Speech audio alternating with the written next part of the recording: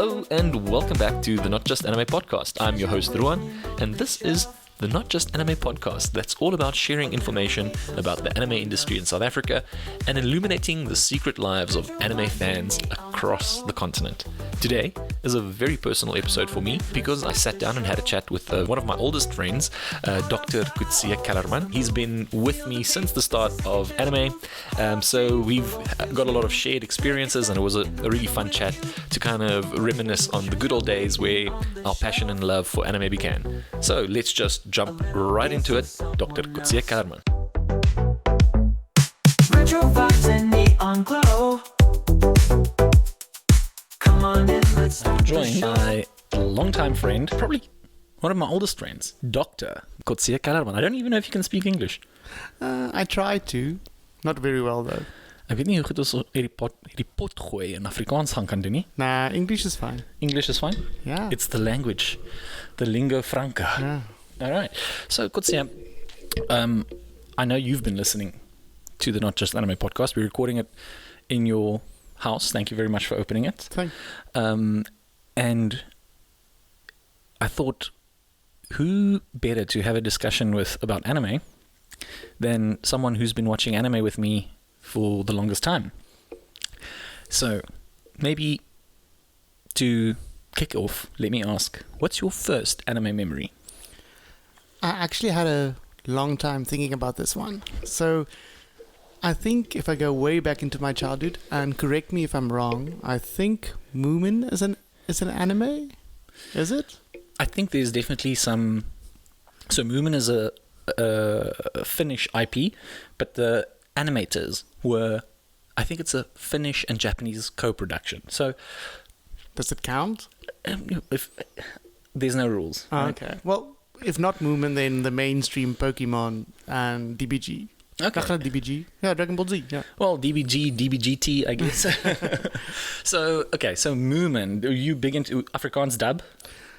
I think it was. I was very young, so I remember the images and the theme song. So yes, it was in Afrikaans, and that's basically all I remember. But yeah, What was the theme song? I can't remember the Moomin theme song. Moo, Mama, Moo, Papa, Moomin and May. Ah, yeah, that's right. That's Yeah. quite iconic. Yeah, But I also find it quite interesting that how much that is an Afrikaans experience.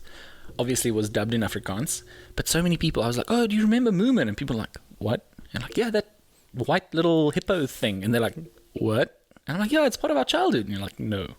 and that's what's so strange because, as you said, it was like co-production by Japanese or animators, and we in the early '90s watched that on television in South Africa. So That's pretty cool.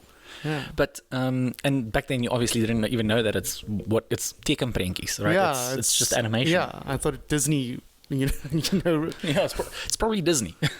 must be. So did you find that on your own, or was it because you've got older brothers and sister, or older brother and sister? Did they introduce you to that, or No, it was on television. You know, as a young child, Saturday morning you wake up and go to the TV, put it on, just watch what they're showing.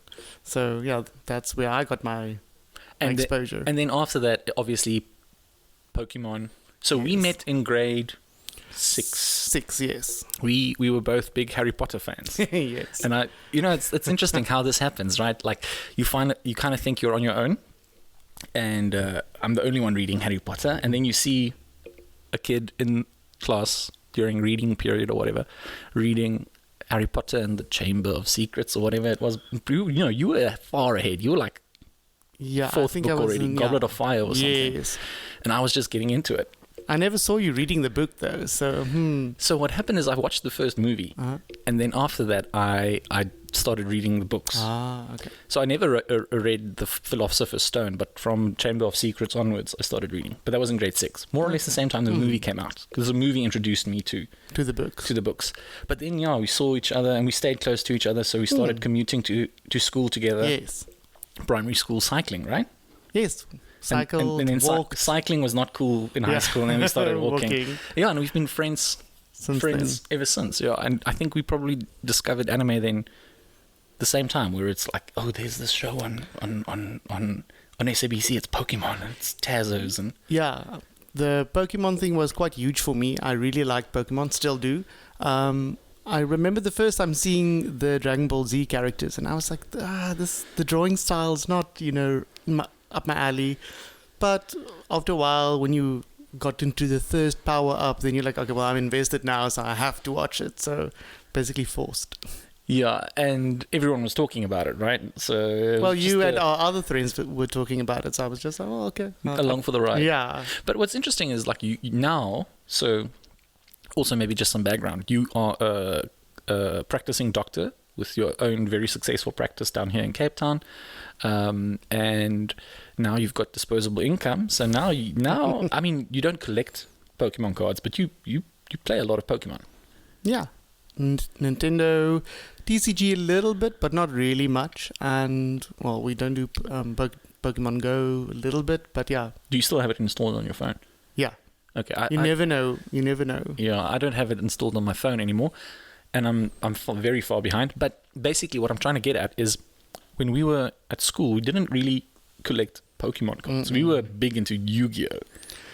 Yeah, that was a strange thing. I don't know why it boomed the card Yu-Gi-Oh games. side of things. Because Yu-Gi-Oh started playing on SABC2, and then we got heavily invested in the the whole card gaming thing, and that's how that And you were the only one with pocket money, so you actually had. Why didn't you spend more on? I think we went from me spending more on Yu-Gi-Oh cards and anime-related stuff to now you spending more. I mean, you just bought the Switch 2 the other day. I'm like, whoa, this man it's barely out and you've already got one. Wow. Yeah, well, you have to stay ahead.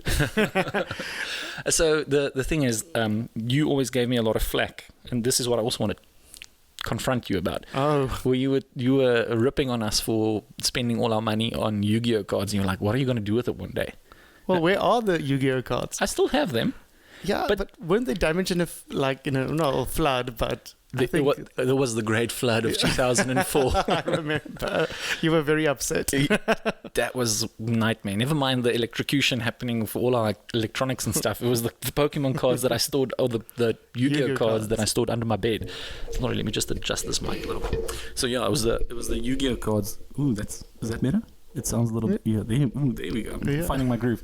So it was the Yu-Gi-Oh cards that I cried about most. But you gave me some bad advice. You were like, nah, this is just paper, whatever. And now you look at the anime market or the TCG market, and it's like people are spending millions on cards. Well, to be fair, the cards you guys usually bought were at the fair we had, SCO in Afrikaans. I don't know what you call it in English, and those were not legit TCGs. Those were I bought a lot of legit cards from the that toy store. But all the main cards you used to beat me with, Wing Dragon of Ra and all those things. I drew that in a legit booster. I still have Wing Dragon of Ra though. Oh, I would like to see that. Okay, so let it be known, this is classic friendship. I drew that card. I was so happy. It was pre-Mixit. Drew that card. I was at the start of December holiday. And my grandparents gave me some money, and we were heading out for holiday. And they were like, "Okay, cool. Here's some money. Go and buy something to keep you entertained for the December holiday."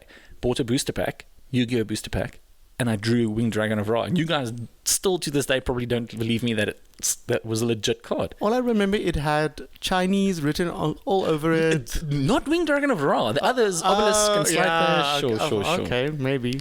No, it was a. I'll find that card and I'll post it. It's like. Maybe this is something to talk to, right? Because we grew up in a small town and pre-internet, so no source of information actually. None. But for me, there was a legit toy shop that I went to. Do you know the one that was across the? It was not Pick and Pay. Reggie's. It was across the Pick and Pay. Yeah, it was like a So it was local toy shop. It was like legit. You could buy a legit Lego there. It was not like some China Mall thing. We didn't have a China Mall, so it was the only toy shop in our town, and I bought that booster pack there. And to be fair, I don't think it is a legit card. If I look at it now, I don't think. But for me, I thought it was legit, and I paid legit money for it.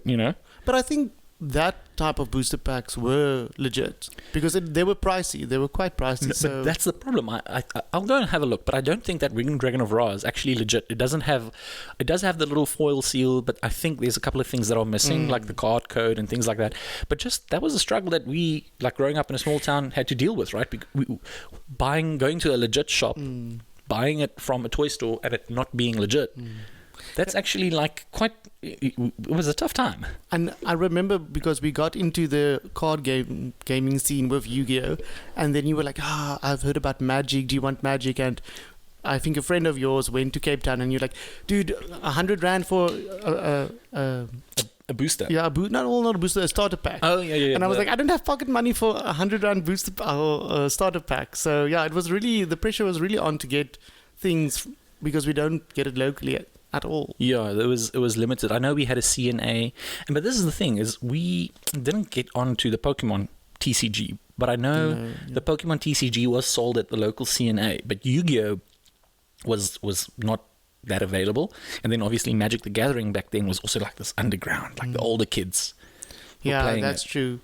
But I think the appeal with Yu-Gi-Oh is because they actually play the card game in the series, so that's why you can actually think yourself, you can play the card game itself. The anime is actually like an instruction manual, right? You watch the anime and you know exactly how to play the card game. There's learning curve is basically flat. You can't go with your Tazos and throw the Tazo and say, I choose you, and start. So that's probably the incentive of why there was such a greater appeal to Yu-Gi-Oh card gaming. Yeah, because you wanted to reenact Kaiba Corp versus Yami Yugi and play those. Do you ever play the online, not the online game, the PC game? Yeah, quite a lot. Because that's the other thing. This is full disclosure. We were pirates and we did burn discs and CDs, but we played on the Game Boy Advanced emulator. Yes. But big no. Yeah, but who didn't? But okay, fair. But also, where in Worcester could you have bought it? Could you have bought anything Nintendo? Nowhere.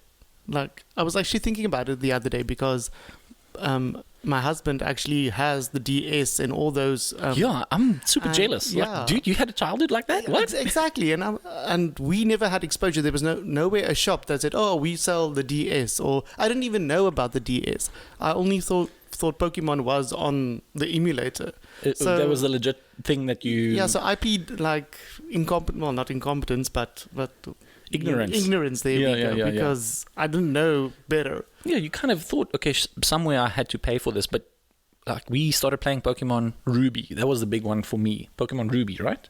I think so. Or wasn't it Leaf Green? But Leaf Green, okay, so there was that kind of generation, right? Because Leaf Green came out after Blue and Red and all that, right? Yeah, so we played Pokemon. Gold. No, it was Gold. I remember the Johto. We were... No, dude, what was the starter Pokemon? We always went with Torchic. That's Ruby. Torchic and Mudkip, and what was the other one? My exposure was with Johto. So this man was ahead of his time. Not sharing the games, bastard. Pokemon wise. Okay. But for me, I got into it, like, I didn't know when I started playing Pokemon in the Ruby generation. Okay. And I didn't know, or I wasn't aware that even when this game came out, for me, I was playing it on the emulator and going like, is this an old game? Is this a game that is recent? There's no idea, Yeah, because actually a friend of mine had a Pokemon emulator or the console. Yeah, no, not the console. The whole setup of the emulator and then obviously the zip code file thing that you needed. And I saw it and I was like super jealous. And I remember I went to visit her in Hermanus because they moved and she copied it on a floppy. And I rushed back home to Worcester and I wanted to play it. And then she just copied the icon itself, the shortcut on the floppy. I was so angry and disappointed. Like, I was so happy and then my heart just broke. Do you still find that emotional swing from being overjoyed to being utterly defeated in today's age with when you bought the new Switch 2? Like, for me growing up, I remember distinctly how excited it was, or how excited I would get if I had a friend that was playing they had the family computer and we'd exchange cartridges. Yes. You borrowed me Diablo 2, and it was that, there's a story there, but that's why you're laughing. You're very revealing here. But that joy of, you're not visiting friends. We're not staying too close to each other. You go, your parents pick you up. You go to home after school, do homework, play sport. There's no like visiting during the week, right? So you would meet your friend at school, be like, hey, I've got this game. What do you have? Let's swap. Yeah. And then you'd meet, first break, you'd swap, and then that game would sit in your school bag the whole day, and you'd be like, I'm so excited. That excitement, you can't focus on anything. It's the main thing to get home to. Before lunch, you go home, before you eat lunch, you go and check if it's working, and you want to get it up and running so that you can, play this game. That excitement, it's so innocent and so pure and so all-consuming. Do you still experience a form of that today? If you boot up a new Pokemon game, or I know you're also big into board games and things. If you open a new board game, or if you buy a console or something like that, do you still have that excitement, or are we just chasing diminishing returns? No, definitely. And to give you an example, so we actually planned our leave when the new Pokemon is going to be released, so that we can actually, just play it and fully indulge in the game. Hold on. You're taking leave and you're not coming to visit us in Joburg? Well, when is this leave? We never said that. Okay, so you guys, but I think you and Neil, you guys are a great geek couple in the sense that you both are passionate about it, and then you planning your annual leave around it. How long have you set aside for the new game? Well, I think 2 days. I'm not as big a gamer as Neil, so he will probably, but he has the electronic version, so he'll probably get it actually when it's released, but I have the hard cartridge, so that will come in only 2-3 days later. Yeah. And you guys are still excited and we're super amped, and all the sneak peeks that they show online, it just gets you more amped, and okay, I'm really excited. I'm very happy to hear that, because my worry is that with age, we get less time to game, we get less time to watch anime, and at the end of the day, the excitement around it and that pure, unadulterated joy diminishes.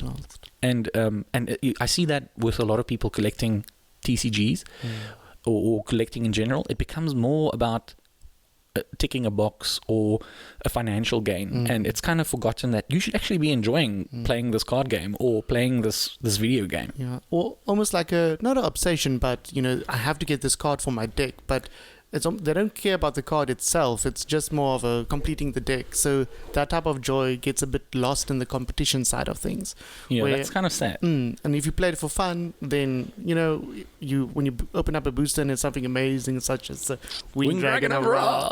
Yeah, that is pure joy. Yeah. So this is the Not Just Anime podcast, and a couple of, as you know, the previous episodes we've been talking about a lot of the not just anime stuff, so I want to get a little bit into the anime side of things. What are you watching at the moment? Dandaran, I think. Yeah, season 2. Yes, we watched the first episode, and then Netflix told us sorry, it's gonna come. Yeah, it's still weekly release. Yeah, it's ridiculous. How can that? So we are so aggravated about it. So what did you do back when you were watching anime as a kid? We had discs of 25 episodes on a DVD. Oh gosh. Naruto. What's the most dedication you've shown towards anime? Watching Witch Hunter Robin. I think that was one of the worst animes I could have watched in my life.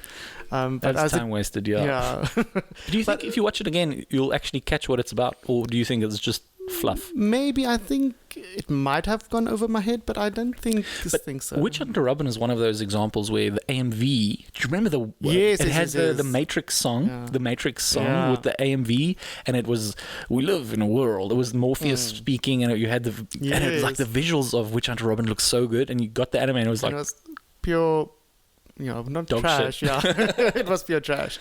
But also, if you think, if it wasn't for Witch Hunter Robin, then I wouldn't have known what good anime. Not all anime is.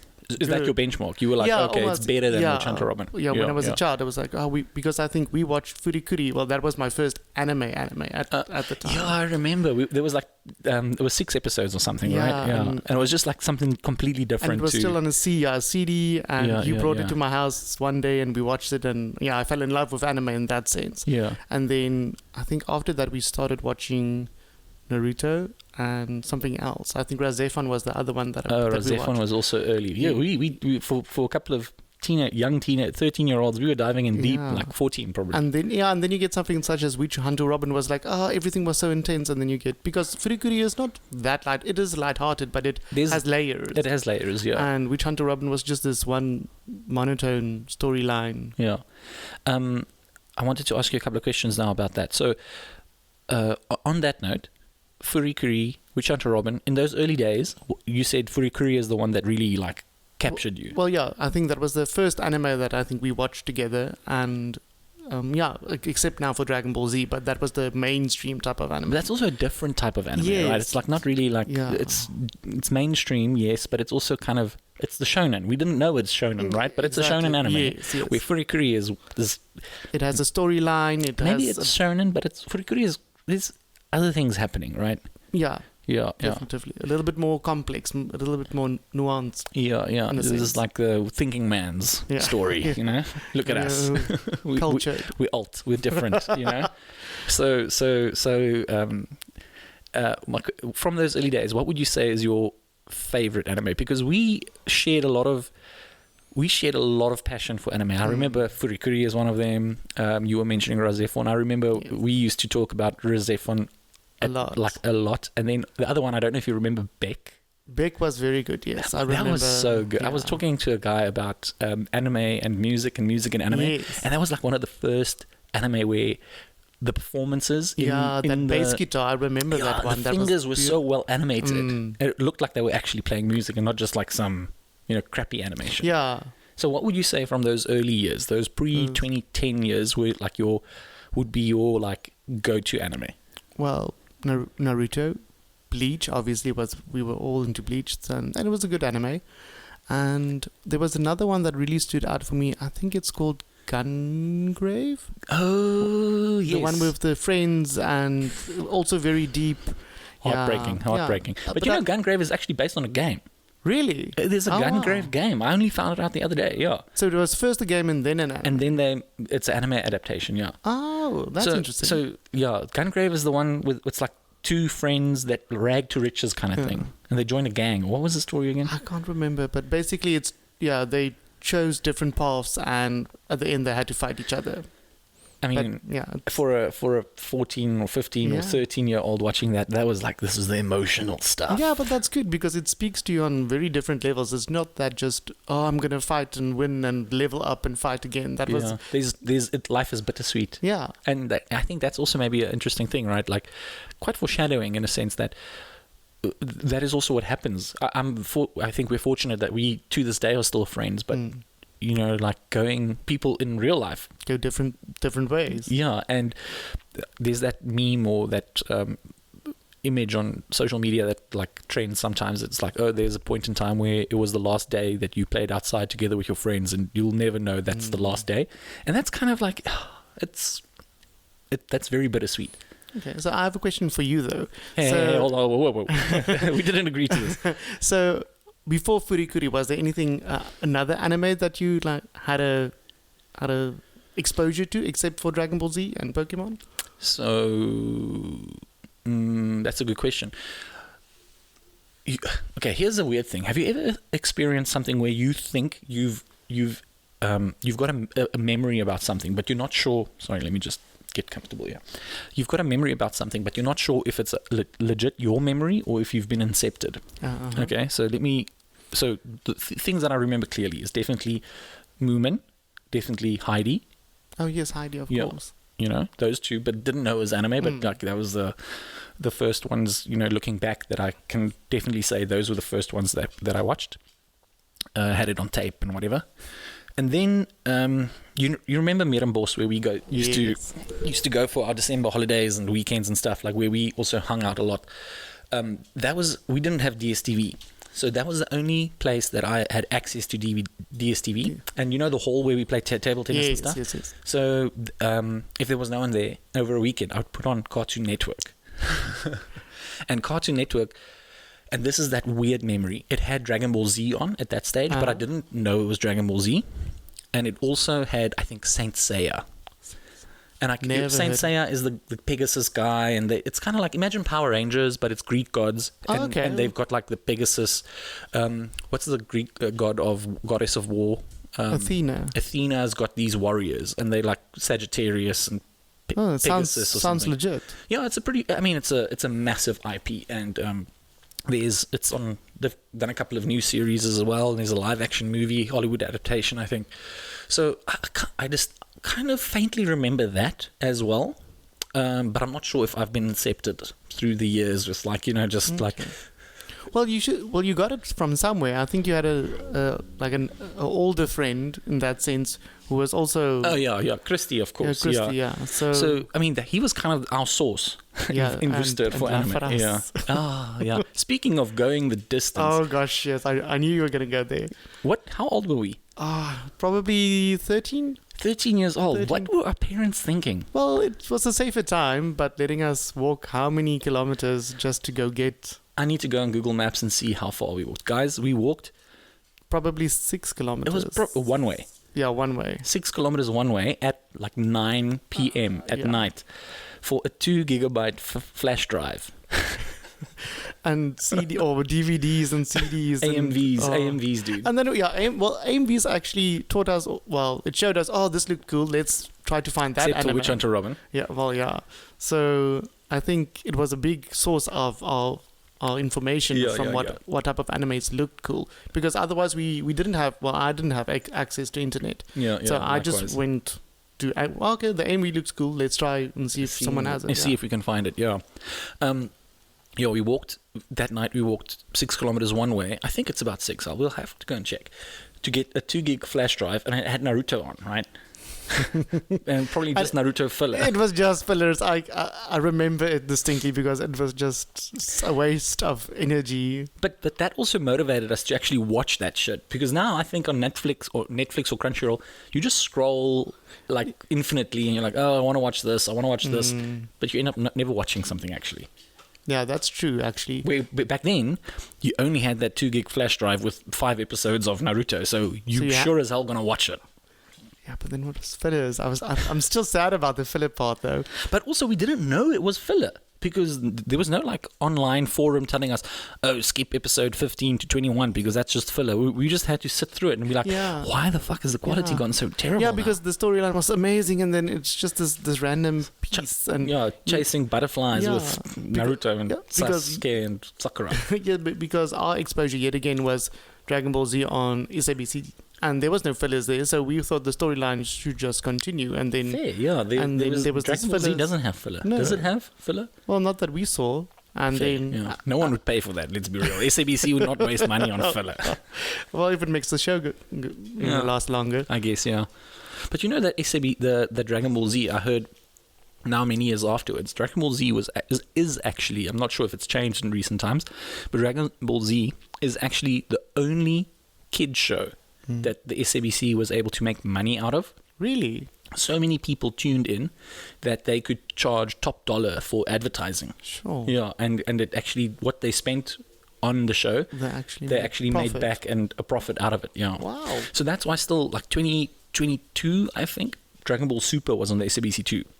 And it still drew in like shy of like 750,000 viewers per episode. Sure. 700, that's like 10%, more than 10% of this population tuning into Dragon Ball Super on SABC 2 at 5 p.m. or whatever it is. It's actually crazy to think that how anime has exploded in South Africa and how many people are actually, watching different kinds of things. Like the other day, I spoke to one of my patients. He was, I think, 10, and he talked about... I'm sorry you're dying, but power through. Or what? Yeah, no, but he was talking about One Piece, or he and his dad. It's like a 10-year-old kid. Yeah, and that's cute. He and his dad actually had a reference to One Piece, and I chimed in, and they were both shocked, and I was shocked, and everyone was shocked that we were actually watching the same anime. Yeah, here's a doctor, very professional, it's like bedside manner and everything. So you into anime? Yeah, so it's a very vast community we have actually, and also that parents and children now can actually enjoy the same anime, but have something to link. There is a dark side to it, so hold on, let me take a beat and say I absolutely love that, because it's a platform for parents to connect with their children on a genuine level. It's like moi pity. Meantime, the dad's like, this is terrible. It's just like, not to say that is what happens, but like that's, I don't have kids, as you know, and I think it would be very difficult to to find an interest in something that your kid really enjoys. A commonality type of... Exactly, but you've got zero interest in it. Yeah. But now, because you want to be a good parent, you are like, oh yeah, I'm interested, you know? Like, imagine I'm playing rugby, my dad hates rugby, and he's like, oh God, I've got to go watch the rugby game on a Saturday. My Saturday is gone, you know? Yeah. Now, I know, you know, if you're a parent, there's a lot you're willing to sacrifice, and you kind of do get into the things that your kid gets into because you kind of expose them to it. But how nice is it that, I mean, imagine your dad watching anime. Exactly. Like, it would be mind-blowing and something to share, and then hopefully I would have gotten things as a child. Buy this for our hobby daddy. Yes, exactly. Yeah, so that's awesome. But I read an article the other day that talks about, I'm going to butcher this word, guys, I'm sorry, I am Afrikaans. So the infantilization of adults. Where they are still young at heart. That's a very innocent way of framing it. But this article was talking about, like, adults these days they don't want to grow up. They don't want to be. They're not mature. They don't want to be adults. They don't want to do adult things. So they immerse themselves in these childish hobbies as a way to. It's like Peter Pan and Neverland. Yes. And and that causes a lot of issues going forward, where people don't want to take adult responsibilities. How do you feel about that? Sorry, this is a darker one, but like, it's interesting topic. I think that it's easier now because of all the exposure we have. So to be still young at heart, because you still get excited for a new release of an anime. You still get excited for seeing different types of games coming out, adults playing games such as, a lot of, these competitive gaming things that people get like excited. Esports. Yeah, and so I think, yes, for the older generation, it might seem that we are, we don't want to grow up, but I think it's just being innocent in a sense and finding pleasure in things that make you happy. So I don't think necessarily we don't want to grow up. It's think of just holding on to something that makes us happy, because let's face it, being an adult sucks 90% of the time. Yeah. So you need to invest in things that make you happy, and if it makes you happy to play an online game or opening up a booster pack, then by all means. Like, I actually read a quote the other day where it was from a famous Chinese philosopher, and he said, it was actually a doctor, and with all his PhDs, he actually said that he wished that he enjoyed life more as a kid, and he had that sense of childlike wonderment to things. Yeah, and I think that's so important. So if those type of things help us cling to that, I think not necessarily it's going to make us a bad adult. I think it makes us just happier. Yeah. I do think I want to agree with you, and I do think there's definitely value in that. Right? As I don't want to call it escapism, but holding on. I think it's also a way to stay young, to keep you interested in what are the hip kids doing these days? What are kids doing now? Also to kind of watching Minecraft or something. Like probably strange. But it's a way to kind of keep you young at heart, and that also leads to being mentally kind of still young, because you are evolving with the hobby. I'm, as a 30-something-year-old, watching Dandadan together with people who are 15-year-old, yes. And we've got that common ground where I think maybe for the previous generation, like our parents' generation, I didn't fight any war, I didn't live through apartheid. I don't have that. We don't have that emotional depth of connection, with things that they went through and what they enjoyed. Yeah, so because our lives are like significantly different. Because technology wasn't as prominent as it's now. Yeah, 100%. So now we have things to basically enjoy with the children and to have a common ground. Yeah.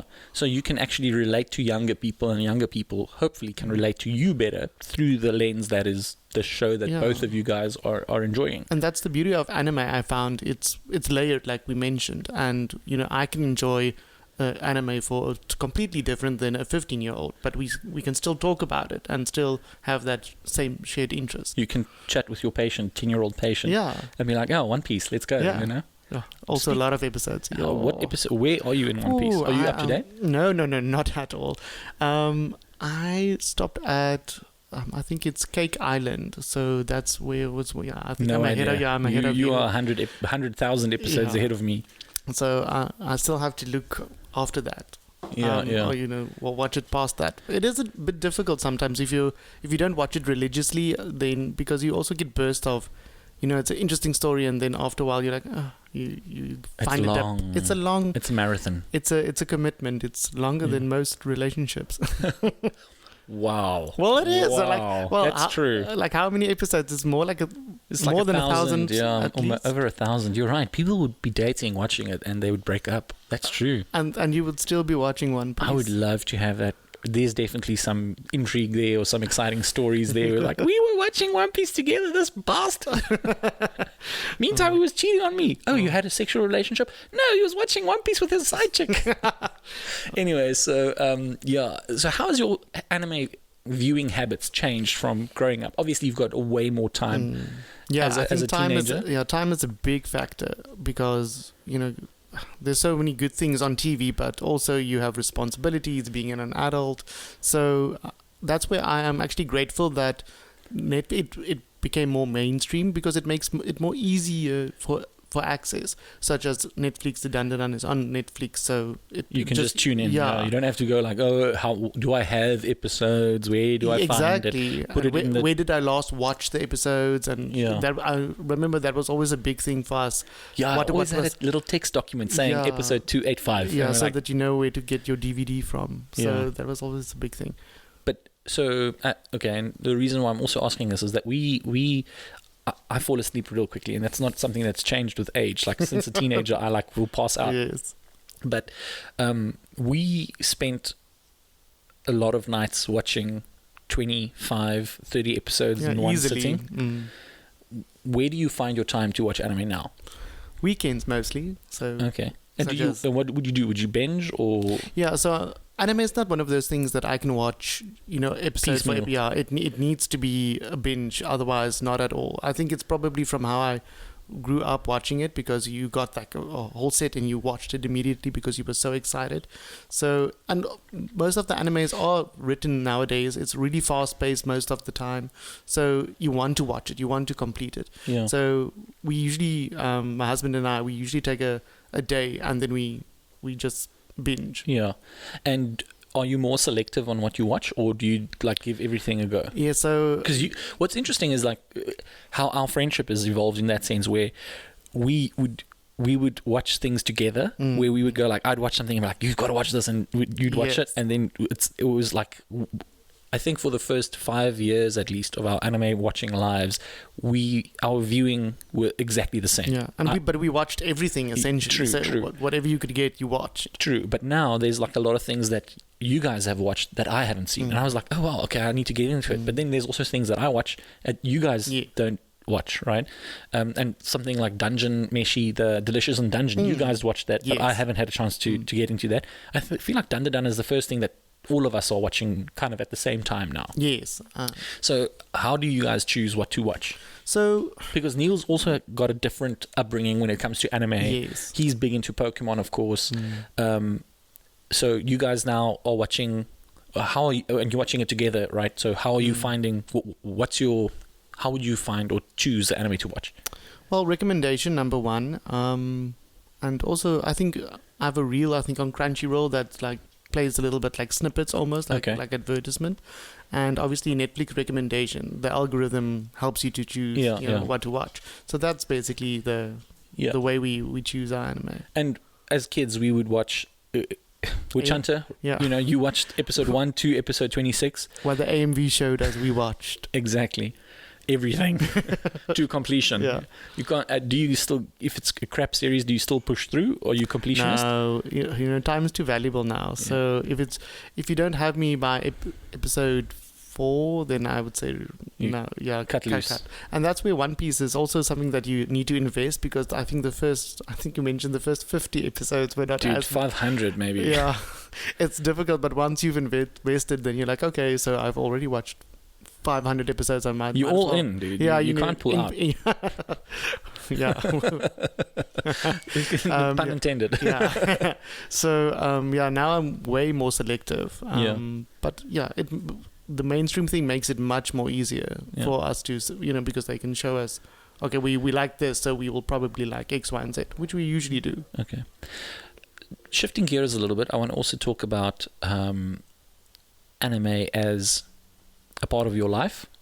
And no gatekeeping, but if you meet someone that doesn't watch anime, for me, I'm going to speak from my perspective first. I meet someone that doesn't watch anime, and I'm like, why though? It's just you just need to try. I'm a drug dealer. You are. You just need the right hit, man. You just need the right combo. You gave me my first fix, and exactly right. So I don't want to say I'm suspicious of people who don't watch anime. Respect to people who don't watch anime. There's a lot of people that don't watch anime. True. And that just doesn't see the appeal. But I'm always like, what happened in your life that that didn't expose you to it on the same level? So my question is, two questions. How has anime changed your life, would you say, firstly? And secondly, could you imagine a life without anime? So it's easier to answer the second one. So no, I can't imagine my life without anime. Because do you think you'll watch it until retirement village? Yes, because yet again, I think there's always something for someone to watch, and that's the same thing or same reaction I usually have if someone says they don't like anime, but then you haven't watched the right series. Because have you really given it a go? Yeah. That's the words that I was looking for. Have you really tried? Okay, I know you've watched Dragon Ball maybe in passing, the same way that I've watched Friends. I know what's going on, but I'm not invested. But have you really sat with something that's powerful? Have you watched a Furikuri or a Razefon or the Evangelions of the Tokyo Ghoul? Yeah, okay. Everyone loves Tokyo Ghoul, but You're not a fan. I'm like, oh, the rain is so nice now. Sorry, I'm not a. I missed the emo phase. I had blonde hair, so I couldn't be emo. I don't think... I had blonde hair. yeah. Oh, shame. R.I.P. So I couldn't be emo. And I just think there was something very emo about it that just never resonated with me. Well, yeah, there was this dark side, but it's also, someone who's bad but also wants to protect his friend, I think, ultimately. Yeah. Maybe I should rewatch it. And the ways people do for the things that they think are right for people who they love. Yeah, and obviously it's not good, but so it's a vindication of his own ambition, basically. Okay. So just to get back to the question is have you been exposed to a mature story? Because one of the first guests on the Not Just Anime podcast, Chad, was saying what got him into anime and comic books, because he's a big comic book fan, is the storytelling. Yes. And I think that was something that you watched Ninja Turtles, you watched Batman, whatever, Spider-Man, and it was like episode of the week, monster of the week. It was very episodic. There was no real story. And Bold and the Beautiful and stuff like that was not interesting necessarily. That was too drama, too dramatic. But then anime came and it drew you in because it was nice pictures. But then the story was really deep and dramatic, and the storytelling was fantastic. So then I always wonder is do you say you don't like anime because you've tried and you just couldn't get there, or is it something that you kind of... I think people have a problem with subtitles for some other reason. I think the newer generation, obviously, it doesn't faze them as much. I mean, I think dub has also gotten a lot better since when we were, definitely. Yeah. And so you can't imagine a life without anime. No. And then how do you think anime changed? Do you think anime has opened you up to things, or you've discovered things that you enjoy now because anime was part of your life? I think so. I think it made me more expressive in terms of, if I enjoy something, I shouldn't be ashamed of it. And were you ashamed of watching anime? No, not at all. But as an adult, it is perceived that you're childish. You're childish. But also as a medical practitioner, you need to be, I can't have any tattoos, I can't have pink hair, things like that. But the more, even in my life now, I realized that it's actually okay to be more expressive, to have Pikachu plushies perhaps, or things like a little bit. It's okay to enjoy those. Be you, to be me. And another thing is that a lot of the anime that we watched has a underlying thing about friendship and how friendship is quite important, and clearly you can see it is still relevant today. And I think that was a big message from when I was growing up, is to invest in your friends and have each other's backs, that type of thing. Yeah, that's quite interesting because that's something that you're right. There's a very strong like bonds message in anime always. People caring about the person next to you. That's true. I've never actually thought about it in that way. And I actually had another thought the other day, because of all the anime we watch and with the strong bond friend type of scenario. There's not a lot of anime that basically has emphasis on the family unit, and it's interesting to me. So I was just wondering, is it because the Japanese culture is already so family orientated that they want to expose the viewers to something else, to maybe encourage the young ones to make friends, to to have other bonds than family? It was just it's an interesting thought there. That's that dark, actually, dude, because if you look at it, like Japanese kids are very independent, and with the Japanese work culture as well, parents would work and kids would eat dinner alone, sort dinner for themselves. So there's some anime, like I remember Gantz, where the guy was living on his own and he's like a teenager, like, what was it? Like, how is that even possible in our lives? It would never happen. No, that would never happen in South Africa. You need your parents to be present, right? But Japan, or they drew what they knew, so the family presence wasn't. So that's kind of where my mind is going now. Where in Japan there is definitely an issue with people with overwork, of course. So moms, dads working until super late at night, and kids growing up on their own essentially. So, like, sure, you love your family, but if your parents aren't there, you're going to be closer to your friends. Your friends, because you're spending all your time with your friends. Like if you so the school system there is usually like you start school at, let's say, 8:30, and then your classes would end at 3, and then you'd have sport until, or your club activity until like 5 p.m. right? So oftentimes children or students would be at school from the AM till PM, late PM, like 8 PM, the gates would close and be like, okay, guys, you got to go home now. And then afterwards, trains run until 12. Sure. So they would go to get dinner together with a friend, or go karaoke. A lot of karaoke. So kids or students are spending the majority of their time with friends. And there's also a big thing, and I think in South Africa's case, it happens in some cases, but there's a big thing in Japan also where companies or employees would be transferred to other offices, and then what would happen is you would have the family home, let's say in Tokyo, but the mother or the father or whoever gets transferred to Osaka, and instead of like traveling every day, they rent a second apartment in Osaka. So, and then weekends there's other commitments and things like that. So I think families can go a long time without seeing each other.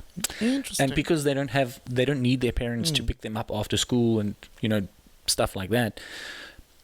I do think that maybe that is the reason why family is not that present in anime. In anime, it could be. It could be. Yeah, it is a bit dark. Because anime is very much by Japan for Japan, right? There's a reason why anime depicts Japanese life so accurately. Yeah. Or so like intensely. Those photos you see where it's like the anime and then how it looks in real life. And there's a reason like that. And I remember when we moved to Japan, one of the first things I sent you is like a voice recording of the ding ding ding. Oh ding, yes. Ding, the crows and the trains and stuff. It sounds the anime sounds exactly like that. But for me, I was like, it sounds like anime, and it's like no, anime sounds like this. Wow. So that's actually a dark thought. Maybe that is the case. I don't know. I don't know. It's thought provoking. Thought provoking and sad if it's the case. True. But I think also relying on friends is also important. Because you've got your family, of course, but I think quality friendships are vital to growing up healthy. Yeah, definitely. And having good bonds as you grow older. Yeah, definitely. And if you can keep onto those bonds, I think you are very fortunate. Yeah. So getting back to anime in your life and enjoying things now, now that you've got adult money, grown up money, what are some of the things that you find yourself spending money on? Sure. You were talking about being more expressive. Come on, express yourself.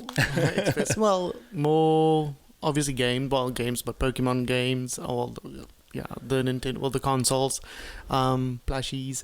What else, anime-wise? Well, it depends on what you get at the Comic-Con and things like that. So whatever memorabilia, we have a whole shelf of things that we enjoy. So more action figurines a little bit, but small trinkets actually. But that's why I said I was actually making myself a commitment earlier this year to say I want to be more expressive, buy more things that I would enjoy. Because when we were growing up, you weren't like, I was buying figurines and stuff like that, but you were always very frugal, and you were like, I'll buy the bare minimum to get me to like, I'll play cards with you guys, but I'm not going to invest heavily in this. Well, and you didn't even buy figurines or anything, did you? I think your passion is a little bit, obviously, very higher than mine for that. Call me sensei. Well, basically, sensei. So I was just more pragmatic, I think. Like, this figurine is cool, but it is because it is a lot of money sometimes. Yeah. So what purpose does it serve? But now I think, if I do like it and I have the money, why not have it? You can spend it and enjoy it. I do also, for me now, I find the inverse of that, where I like to spend money on anime stuff that can, either something physical, like buying a manga book that I can, read a volume of manga, or buying something that is part of my everyday life, like a keychain or something, or like a little, what's the other thing that I'm actually enjoying a lot? Like a little figurine that I can put on my desk, by my laptop, that I can kind of interact with daily and kind of like be part of my morning routine, so to speak. Whereas obviously when we were growing up as kids, every little bit of money I would get, I would try and go buy a figurine or more Tazos or something like that. Anyway, so Comic-Con this year, you're going to Comic-Con Africa? You've never been? No, I have not. Unfortunately, it's not in the cards this year. Yeah, because you guys taking leave for Switch 2 release. Exactly. Pokemon. We were priorities. Probably can't fault you for that, man. Probably next year. But I know you are probably going to go, so I'm super excited to live through you vicariously. I will definitely, I'll be sharing the updates. Yes. Actually, so again, there's a lot we can unpack, because there's a lot of stories about like walking for anime and stuff like that. But maybe let me first start off by, what's your all-time favorite anime? Sure. I'll have to rewatch it, but I still love Razefon.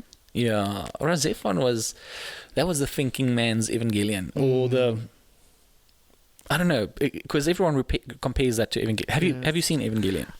A little bit, but I think it was never about the mechas for me, or what do you call it now? Yeah, the mechs. The mechs. It was more of the storytelling itself. So it was intertwined, because you did music in school as well, and there's a big music component yes, there's a big music, but there was a little bit of a romance, and also there was this time element thing, and so it was just yet again layered, and I enjoyed that multifaceted thing of the anime itself. Yeah. So with Evangelion, it felt just a little bit too, But you watched Evangelion recently, right? No, not really. Oh, okay. So because weren't they making a movie and then it never came out? No. I can't remember. So yes, I know. I think there were talks of a live action that never happened, but they did they did the rebuild of Evangelion, and it's like 4 movies. It's on Amazon Prime, actually. Oh, okay. Well, then I'll have to watch it again. Yeah, and give it a try. You can just watch the movies, because the movies cover the series and a little bit beyond, and they add extra things and stuff. It's basically Hideki Anno going like, I've got the budget now to create it in the vision that I kind of imagined and couldn't at the time due to the format restrictions and whatever. So yeah, this is kind of the definitive version. You shouldn't see it as a reboot. This is how Lord intended it. Yes, this is how Hideki Anno wanted it to be. It should be, and it should be. Yeah, that's my understanding. So I'm not necessarily a big Evangelion fan. Oh, maybe this is a question, right? Like, I remember growing up, I kind of had this aversion to things that were popular. Like, for the longest time, mainstream. You were the first hipster. Bad. Thank you. Thank you for noticing. I was trying. I kind of like, this is popping off. Like, I remember Code Geass, whatever you call it. Code Geass, people were going bonkers about it, and I was like, this is too Yeah. mainstream. Everyone likes it, so it's not for me. I'm edgy. And I think Ghost in the Shell was also something that went quite big. Went hard and everything. For me, I was always like kind of resistant to the trendy stuff, but then I would get into it and I was like, wow, Naruto is worth it, Code Geass is worth it, Ghost in the Shell's worth it. Were you on the same page? Were you also kind of like mainstream averse, or were you just willing to give everything a go? I'm more of a mainstream type of person. Yeah. So, yeah. But you still enjoy the edgier stuff as well. Yeah, you can clearly see more of the, the darker, sad story type of tragic. That not a Greek tragedy, but almost like that. And your favorite anime? Do you have a specific one? Well, let's say from your childhood. Let's make it easy. That is a difficult question because there's a lot of qualifiers. You can go favorite anime movie, favorite anime series. There was something called OVAs. You remember that? Oh, yes. That was also like a little gosh. original video animation, which to this day I'm still like, why would you do that? So apparently it was like the series would release on TV, and then the OVA would not be available on television. It would be like a DVD version. So it would be sometimes more R-rated or longer. That's why the OVAs were like 40-minute episodes and not just 25 minutes. Okay. So that's kind of my understanding of it. But yeah, you could then go like favorite OVA, favorite anime series, favorite anime movie. And the reason why I mention OVA is I don't know if you remember Kenshin. Yes. And Kenshin had the series, but it was all kind of like very like shonen-y, very like happy vibes. And then they had the OVA that dealt with the history of Kenshin when he was still Batosai, the manslayer, and it was like more edgy and dark. It was definitely much more dark. I remember that OVA. Like what happened with his previous love and the whole spy betrayal thing, and and that was like whoa. So that was like a great. So Kenshin as a series is fantastic, obviously, but the OVA was like for me. You know what? What was that other anime with the guy with the cat ears that I never watched it, but it was very popular. Guy with the cat ears? Well, it's like these pointy things and long silver hair. Inuyasha. Yes. Yeah, Inuyasha. I Never watched it. Watched but that was also all the rage, Yeah, I remember it was like in all the AMVs and stuff. And maybe you should give that a go and see. Because that apparently, is like the Hunter x Hunter, Inuyasha, Naruto, like One Piece. That was like the shonen anime of the time. Oh. Like one of the, top. Obviously it's not like big three, but it was like very, very popular. But I never got into it. Yeah. So, okay, let me go. First thing off the top of my head, favorite anime movie growing up from, that era when I was, into anime and stuff. It's probably Vision of Escaflowne. It was I like the fantasy element mix. There was not just like robotic mix. It was kind of like these, kind of looked biological. And just Van looked, there was this, again, AMVs. There was this AMV, I don't know if you remember, it was a band called Apocalyptica. And they do the cellos, the string I remember that band. clearly, And they do like Metallica covers and stuff like this. And there was a music video that paired Escaflowne with that, with one of their songs. Yes. And that just drew my attention. And then I watched it and I was like, oh, this is really cool. Like really enjoyed Escaflowne as a film. Series, looking back now, okay, hold on. Let me first say, in the moment, I loved Gantz.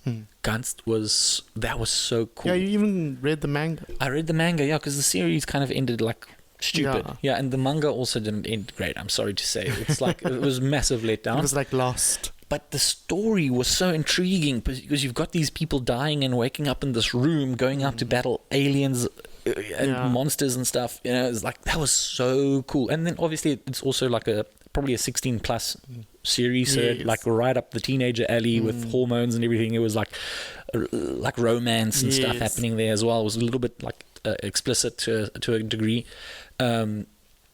And the suits were really cool, and the weapons they had. And it was really well drawn. Well drawn. Yes. And also, again, this is maybe like talking about storytelling. What I enjoy is like when you want to stay in the world. I think we've talked about this in the past, right? Like the same with Blade Runner, the same with Dune, where forget about the main character. They can all go to hell. Yes. I just want to live that world. In that world. I want to pay a ticket to enter and go for a joyride and see what people live like in that world. And I think that was also what's interesting to me about Gantz. Just growing up, it was, wow, there's this like whole And what was interesting about Guns for me, also why I enjoyed it so much as a kid, is the fact that it also had a big slice of life element. Because after they'd completed the mission, they would go back to the guy's school kid. wow. You know, did you watch Guns? I never completed it. I think. Blasphemous. Yeah, well, I don't know. It was fine for the first.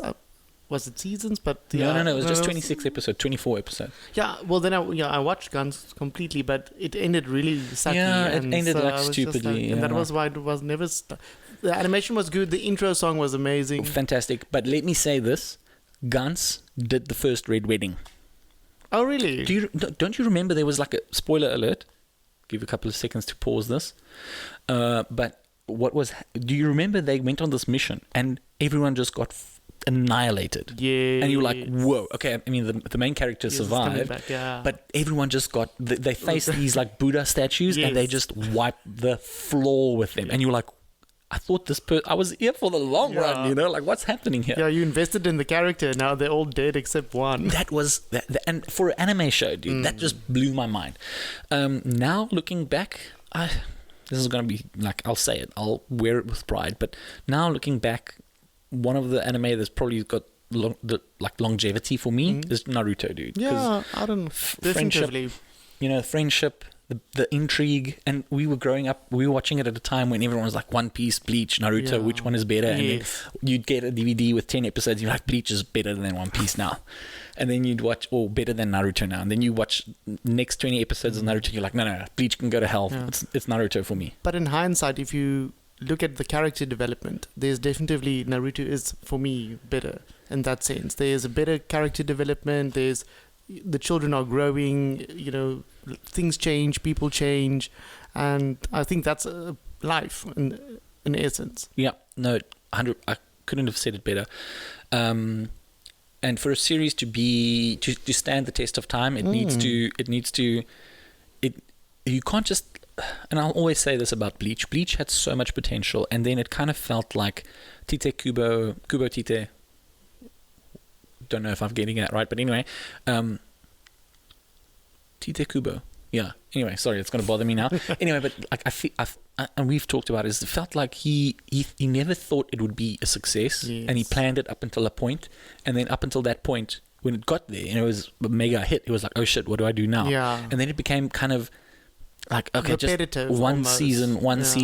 How long can it last? And okay, let's just.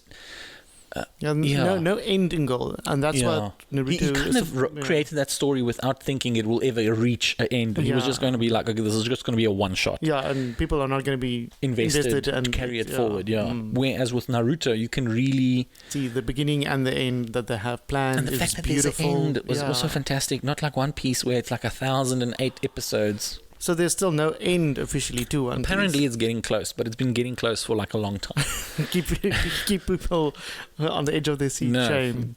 Yeah, but also, I mean, probably when One Piece do end one day, it is going to be a behemoth of the anime world, because if you look at how mainstream One Piece has become, Yes, it's live actions and stuff like that, and the story apparently is fantastic. So kudos to Oda for planning it out that far and kind of being able to still, like 1,000 whatever episodes in, still keep people coming back and drawing in new crowds. But Naruto, for me, it was just like, Naruto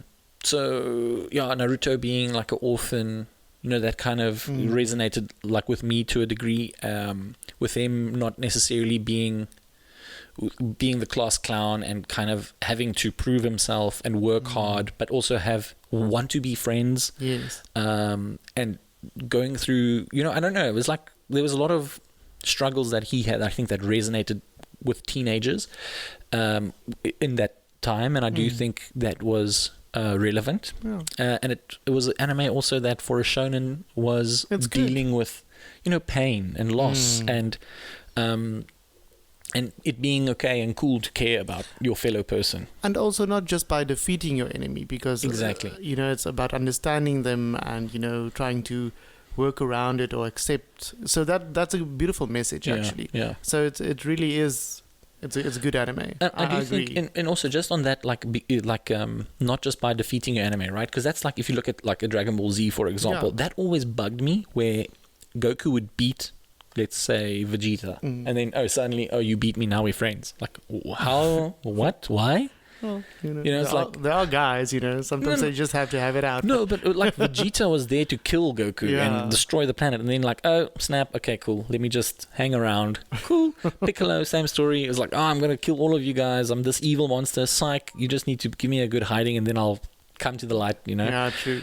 Where it's kind of an oversimplification of human emotion, where and it was kind of advocating, I guess, violence. That's the answer. That solves your problems. Yeah. That you'll be friends afterwards. Let me just beat you in the face, and we'll be best of friends. But where Naruto went and actually like delved deeper, and they said, hold on, and the villain actually has a backstory, so you get to see the villain's perspective.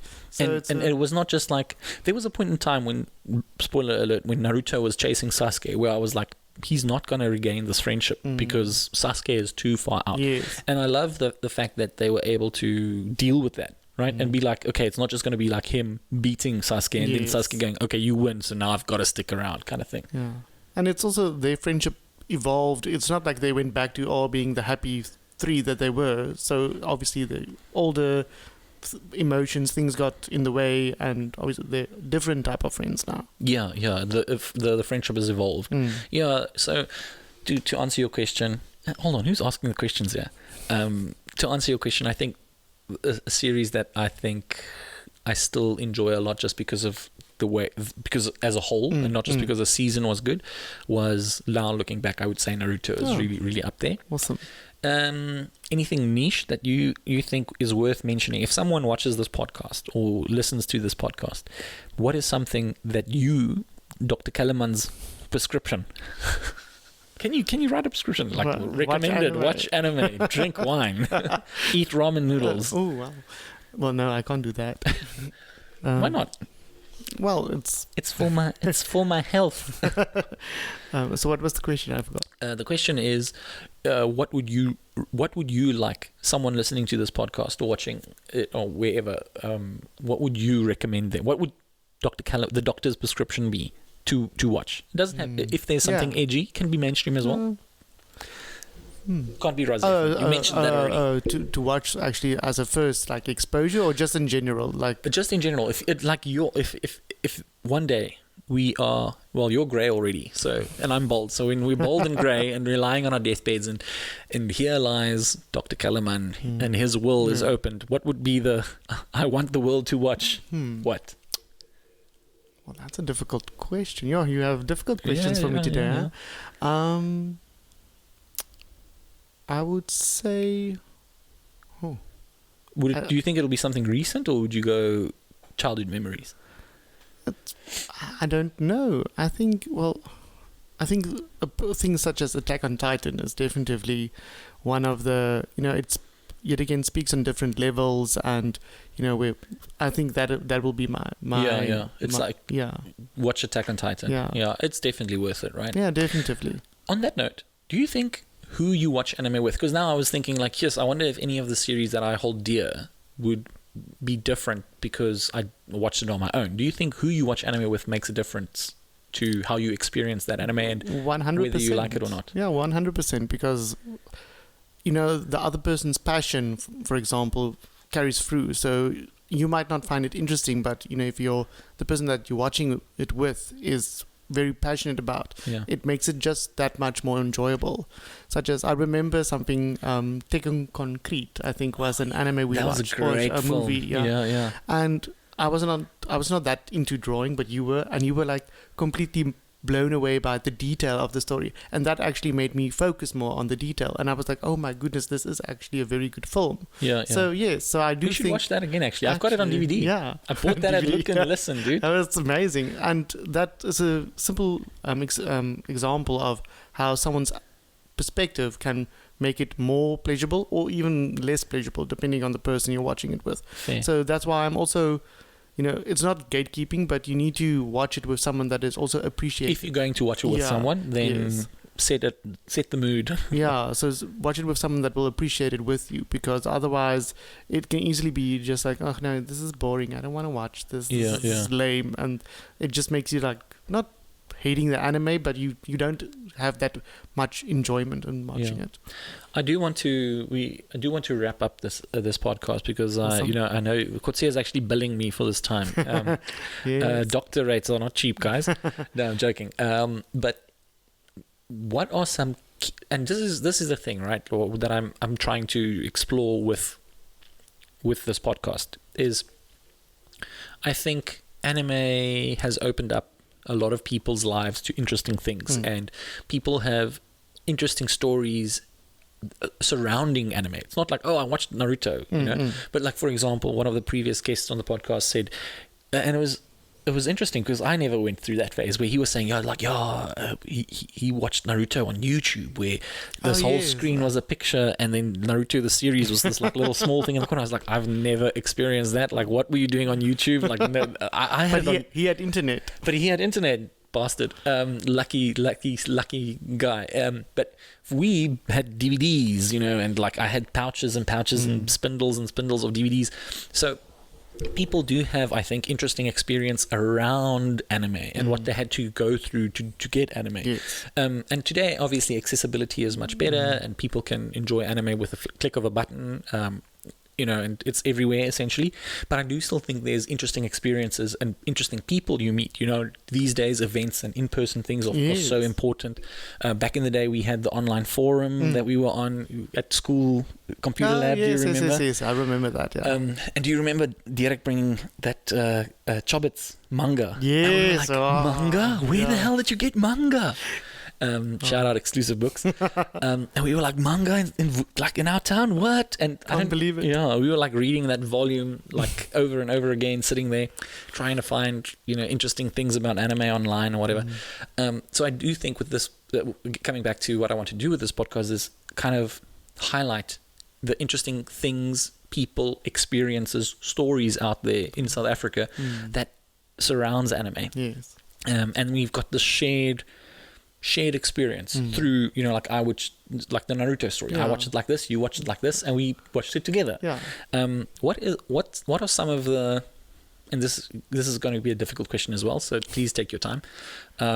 What is one memory around anime, and it doesn't have to be from your childhood, it can be recent, that's kind of that you hold dear, or that's interesting, or that's when someone talks, like after I've laid up this whole question now, what comes to mind when I like talk about one of your key anime memories?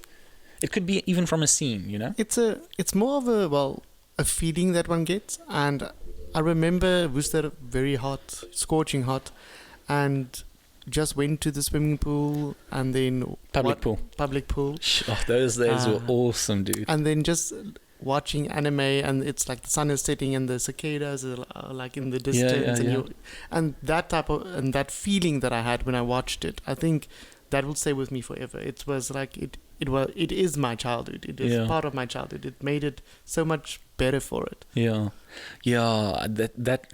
think that's a big one for me as well. There's summer holidays where you are a high school student with like 2 months of summer holiday. It's over December.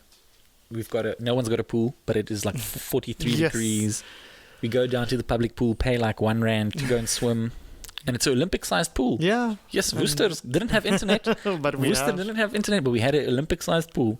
It was needed. Yeah, and then like during the day you do that, and you get home at night, and you're just like tired. And you just relax. You put on your CRT monitor. And you remember the apartment we stayed in? We had that big window in my room that looked out over the homes, and it looked towards the sunset. Yeah. And you open the windows, draw the blinds up to the top. I remember that. And you just like lumming there, and you just.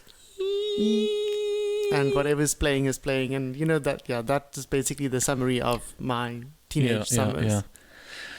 Do you think it's possible to recreate that? Cape Town's not hot enough. Well, we're not young anymore, so there will always be things to do and think of. you know that element of lazy, tired, and satisfied sensation. Probably not. Because that's the thing, right? You spent the day well. You spent the day with friends. Yeah. So now it's a well-deserved rest, and you're watching anime while you're taking the rest. Yeah, dude, that sends me back. If you could plug in and relive that, would you do it? Definitely. Yeah. And I think it was carefree. Youth well spent. Yeah. No patience to see, no money to make, no bills to pay. No bills to pay.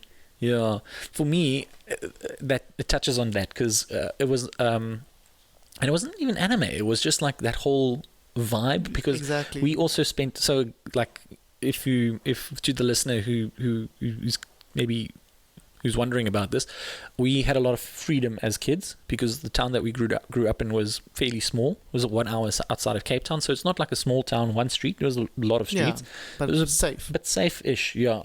We were, maybe if our parents knew, they would have had an issue, but we walked around late at night, fairly often.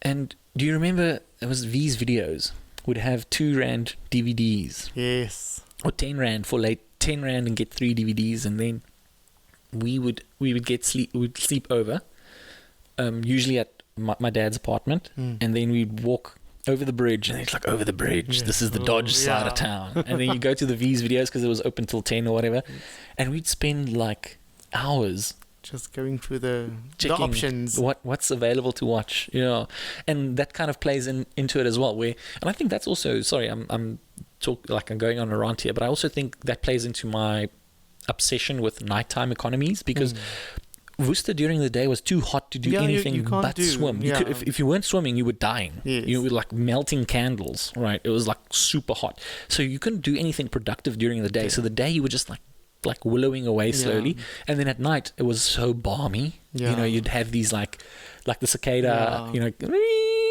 songbird ringing, and evenings would just be like very chilled but perfect time to do something. And we didn't have restaurants or there was nothing to do really.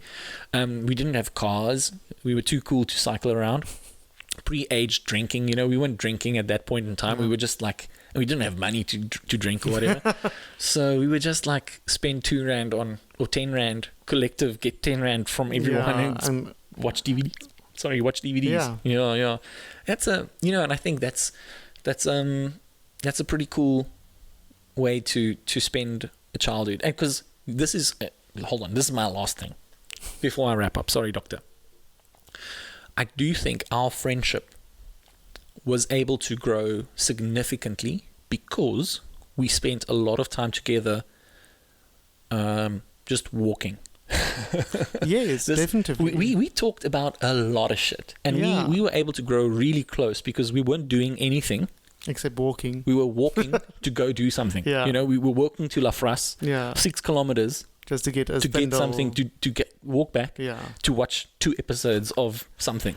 So these days I think socializing is very much like, okay, we're going to a braai, we're braaiing meat, we're having a beer, we're watching a rugby game, cool, we chat like a little bit, but we don't allow, because that's friendship is proximity, right? And growing up we spent, and it was not just like these organized dates where, okay, I'm going to play at Kotzee's now, and then we play and then I go home. We wallowed in silence for a long time, and we talked about everything and everyone. I think that's how you actually get to know a person, and obviously shared views and know what the other person is thinking. So definitely those long walks definitely helped our friendship growing, and obviously it still persists. I think you are quite lucky to have found a partner where you can enjoy, you've got a shared hobby in anime and gaming and Pokemon and like similar upbringing in that sense, and you can enjoy that with him. I think you're quite lucky in that sense, and I do think that is also a way to connect with your partner, right? You don't have to be on the same level or like the same things, but to have someone that understands where you're coming from, and to allow you to enjoy that thing, right? Not that I think people out there are not like allowing people to have fun, but it's that cool commonality thing that we talked about, and it really does help any type of relationship. To share. Yeah, definitely. Kotzee, I want to say thank you very much for agreeing to do this podcast. I maybe you should become a regular, because we can talk for days. We can just shoot the breeze about the good old days of anime.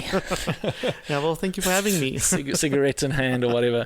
No, thank you very much for coming on thank you for allowing me to record at your lovely home and putting the time aside. I know your time is valuable and precious. Could have binged something, right? Yeah, sorry. sorry, man. Yeah, latest episode of Dunda Danza. Yes. But I look forward to talking a lot more about anime with you. I look forward about shooting the breeze about new series that we're watching, new recommendations that we are watching. And yeah, thank you for the good old days of watching anime together, because I think a big part of why I love anime is that shared experience that we shared, and I really love that. And yeah, man, thank you for being here. Thank you. Cheers. Bye. Heart of style, it's the move. Feel the beat, it's a second chance groove. Heart of dreams, where all feels new. Take a step in the rhythm with That was such a great podcast to record. Interviewing or having a chat with Kotzee was like a nostalgic experience for me, just reminiscing about where our journey began with anime and to see how far we've come. I didn't think back in the day as a little lighty that I would be recording a podcast about anime, but it was a lot of fun recording this podcast, and I hope you guys enjoyed listening to us ramble about our adventures in South Africa and as it relates to anime. Anyway, guys, if you're feeling generous and if you enjoy what we do, please remember to like and subscribe or leave a comment. I'd love to engage a little bit more with our listeners. So thank you very much for listening, and then until next time, bye bye.